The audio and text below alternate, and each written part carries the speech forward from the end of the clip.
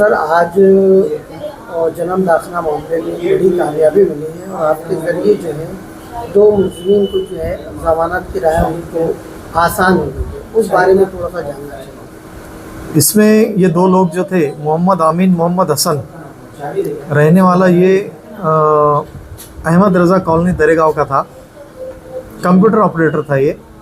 और एक दूसरा शख्स था अतीक अहमद मोहम्मद याकूब, ये रहने वाला मर्चेंट नगर का था।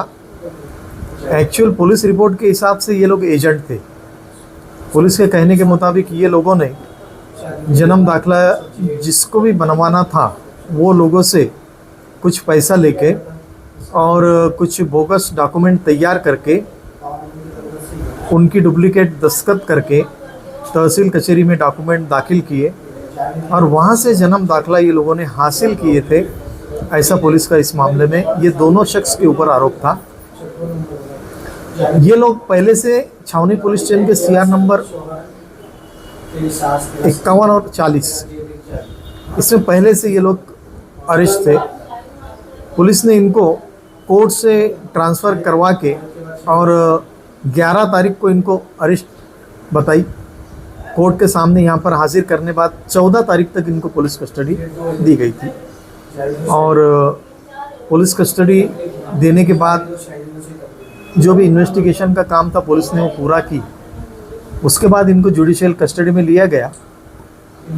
अब इनके ऊपर जो आरोप थे उस आरोप के मुताबिक अभी तक के जो भी लोगों की ज़मानत हुई थी वो ऐसे लोग थे कि भाई जिन्होंने जन्म दाखिला अपने खुद के लिए या कोई रिश्तेदार के लिए बनवाया, ऐसे आरोप थे। जन्म दाखिले मामले के अंदर पहली बार इस मामले में जो एजेंट थे उन लोगों को पुलिस ने पूरा इन्वेस्टिगेशन कंप्लीट करके जब यहाँ पर जुडिशियल कस्टडी में लिया, उस वक्त हमने ज़मानत की एप्लीकेशन रखी और कोर्ट को ये बताया था कि इस मामले में हमारी कस्टडी की आगे ज़रूरत नहीं है और हम लोग किस तरीके से इस मामले में ज़मानत पे रिलीज़ किया जाए, उस ताल्लुक़ से यहाँ पर बहस हुई। बेल एप्लीकेशन हमारा आने के बाद कोर्ट ने जो आयो थे इन्वेस्टिगेशन ऑफिसर उनका से मंगवाया, फिर सरकारी वकील का से मंगवाने के बाद कोर्ट के सामने बहस इस तरीके की हुई कि हमने ये बताया कि भाई हम इस मामले के अंदर हमारे ताल्लुक़ से कोई ऐसा एविडेंस नहीं है कि जिसके ताल्लुक़ से हमको इस मामले में जेल में रखा जाए। हमारे ताल्लुक़ से पुलिस ने जो भी इन्वेस्टिगेशन है वो कंप्लीट कर लिया है। पुलिस को हमने पुलिस कस्टडी में पूरा कोऑपरेट किया है और इसके अलावा आगे भी हम लोग ज़मानत पे छूटने के बाद पुलिस को कोऑपरेट करेंगे। कोर्ट ने दोनों पक्ष की बात सुनते हुए इनको 15,000 की बेल पे रिलीज़ करने का ऑर्डर दिया हुआ है। आज ही ऑर्डर हुआ और कोर्ट ने ये लोगों को 15,000 की ज़मानत के ऊपर आज रिलीज़ कर दिया CR नंबर 183 में। सर जन्म दाखिला मामला शुरू होता है बांग्लादेशी रोहिंग्याई के नाम से, मगर इतने अरसे में कहीं भी जो है वो चीज़ साबित नहीं हो सकी और वो मामला जो है टाटा फिक्स हो गया। मगर उसके बावजूद भी करीब 8 महीने से जो है तो ख़वातीन, एक स्टूडेंट और दीगर कई लोग जो है वो जेल की सोबतें झेल रहे हैं।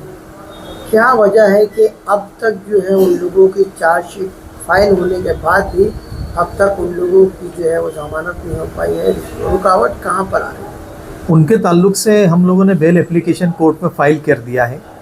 बेल एप्लीकेशन फ़ाइल करने के बाद में इन लोगों तरफ से हमने आर्गूमेंट भी कोर्ट के सामने हमारा कंप्लीट किया हुआ है। हमारा आर्गूमेंट होने के बाद इसमें जब सरकारी वकील का आर्गूमेंट और पुलिस ऑफिसर का जो भी कागजात वगैरह देखने की जो प्रोसीजर थी वो कोर्ट में चल रही है। अब हो रहा है ये कि भाई सरकारी वकील तरफ से इस मामले में बहुत सारे कागजात कोर्ट को बताए गए। हर वक्त हम लोग, मैं और मेरे साथी जो है वो कोर्ट को ये चीज़ बता रहे हैं कि वो जो 2 ख़वातीन जेल में है, एक तो वो अनपढ़ है, दस्तखत वगैरह नहीं कर सकते, उनके ऊपर जो आरोप है बहुत लिमिटेड है। एक ख़वातीन के ताल्लुक़ से तो ऐसा है कि कुछ कागज़ के ऊपर उसके शौहर का नाम लगा है, कुछ कागज़ के ऊपर उसके बाप का नाम लगा हुआ है। लेकिन फिर भी ये नाम के अंदर तफावत बोल के पुलिस ने उनको आरोपी की। कोर्ट की नज़र में हमने बार बार ये बात ला कर दी है।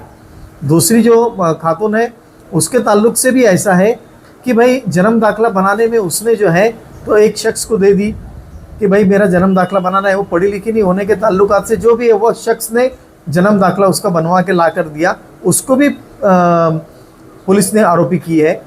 अब ऐसे मामले में ये दोनों खवातीन के ताल्लुक से जब कोर्ट में चार्जशीट फाइल हो गया तो अब जो बहस चल रही है कि कुछ डॉक्यूमेंट जो है वो पुलिस के हाथ भी नहीं लगे हैं।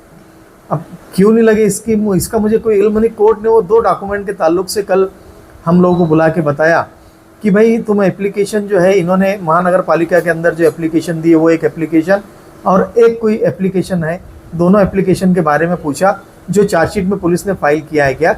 हमारे रिप्लाई में हमने कोर्ट को बताया कि भाई ऐसे कोई एप्लीकेशन हमारे वहाँ पर दाखिल नहीं है। ये चीज़ ऐसी है कि भाई कोर्ट इसके अंदर काफ़ी डीप में जा रही है, बहुत ज़्यादा कोर्ट इसके अंदर डॉक्यूमेंट का इन्वेस्टिगेट कर रही है कि भाई क्या इनके खिलाफ में पुरावा है ऐसा। लेकिन एक बात मैं आज बता रहा हूँ आपको कि वो दोनों जो लेडीज़ अंदर है जेल में, उनकी ज़मानत इंशाल्लाह यही मालेगांव से हो जाएंगी ऐसी उम्मीद है। बाकी लोगों के ताल्लुक से भी हमारा आर्गूमेंट हो गया। अब सरकारी वकील के जो आर्गूमेंट हुए हैं उसमें कोर्ट को जो चीज़ें हमसे पूछना है रिप्लाई में, वो चीज़ हमसे पूछ रही है, टाइम टू टाइम हम वो चीज़ का रिप्लाई दे रहे हैं।